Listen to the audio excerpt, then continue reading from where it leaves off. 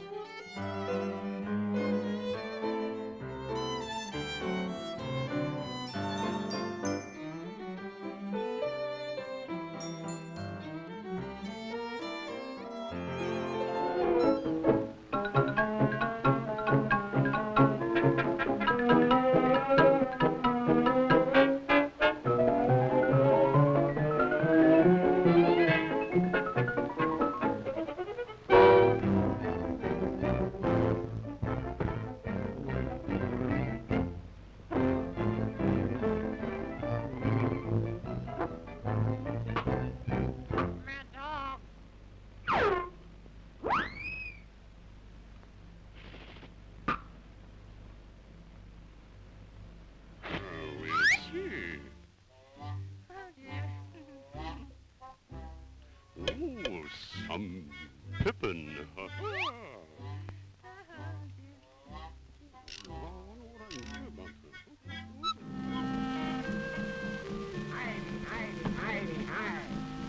Lights out.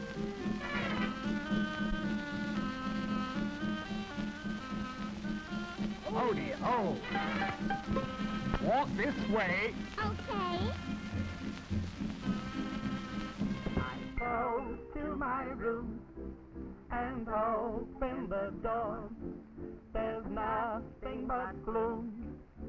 So I go to the corner to hang around some more. I watch the happy-looking couples go by.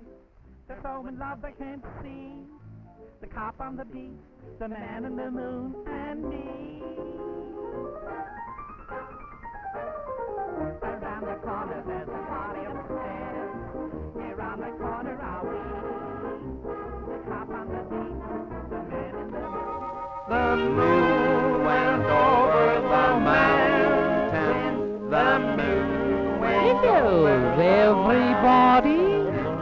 The moon went over the mountain to see what he could see.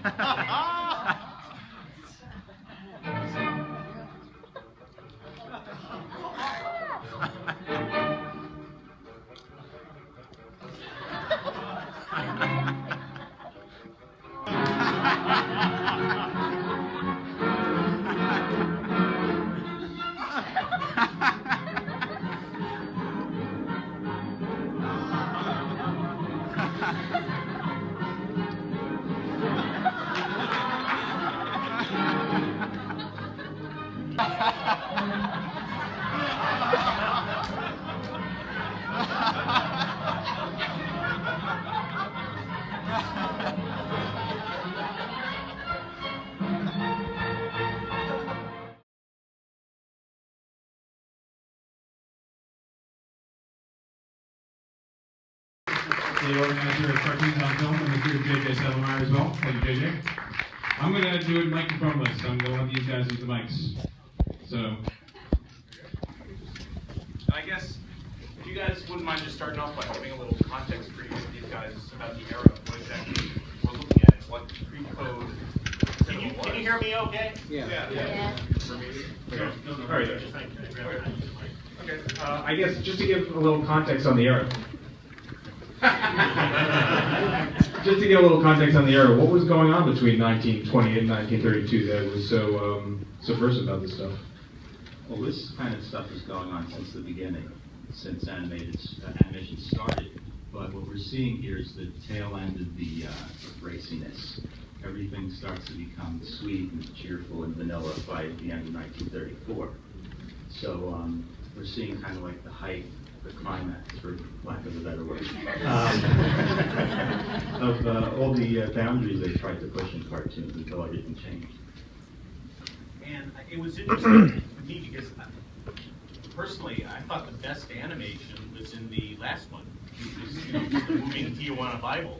And what year was that from? That's from around 28. We're not completely sure. Do we know who the animators were? In all likelihood, it's people who worked at the Mutt and Jeff studio and the David studio. So a lot of the usual New York guys who were animating at that time. But it was kind of, what's that? George Stallings. George Stallings. And animated both. Good to know. Yeah, but that was all done on the down low. So, I guess for the audience at least, what changed in 1934 with the Hayes Act and everything that made this all different? Everything was cleaned up. Everything was Puritan. Back to the, I mean, you saw it, for instance, the Marx Brothers, the Paramount films, were just as racy as some of the cartoons we saw, and then as soon as MGM came in, which was the cutting point, the Hayes office took over and things got cleaned up. And they got racier than a lot of the cartoons that we saw tonight. Yeah, it was just totally sanitized after 34 in the Hayes office. I guess, Tom, in that regard, do you think that the alcohol prohibition had a lot to do with some of this stuff as well as what we're seeing on screen, how that was reflected in the films? Well, prohibition had been repealed before the Hayes Code came in. Right before. That might have had an impact, and in general, the Great Depression was going on, so people were looking for these films to kind of let some steam off. And I think there were always things like that going on in print, in film, in animation, in art, so it just they clamped down because of the Hayes movement, because of the censorship. Right. I guess I'd like to open it up to the audience if anyone out there has any questions for JJ or Tom. Yes, miss? Where would something like that have been shown? In back rooms and dark places. That's the kind of thing that was not shown in theaters, of course. And the story goes, the negative for that film could not be developed in the States. Apparently, it had to be taken to Cuba to be developed. And, but ever since it was made, if you knew who to ask, you could get a print of it. I'm very treasured. Yeah, very treasured. Well, I'm just curious, one sec, Charlie. I'm curious just about some of the directors and filmmakers that we saw. If you could give a little background on some of the New York scene that was going on, that was creating the stuff. Because I know you guys are both New York animation experts in general, so I'd be curious for myself and for the audience, context as far as the filmmakers we're looking at, Otto and so on. Well, the film industry was, solid in New York, and in terms of art and in terms of film, there was a much more grittiness to the stuff that was being done, and I think it was also even less commercial in a lot of ways. There was stuff being circulated in this urban kind of environment that probably didn't make it around as much in California either.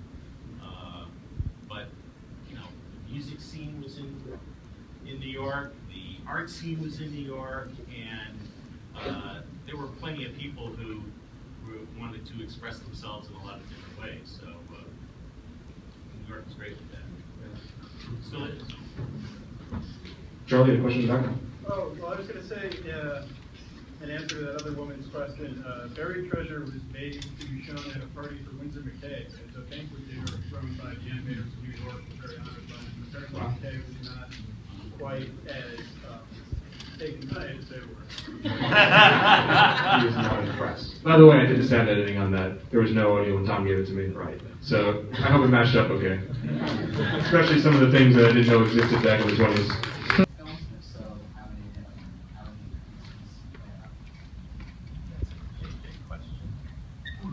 Yes, go.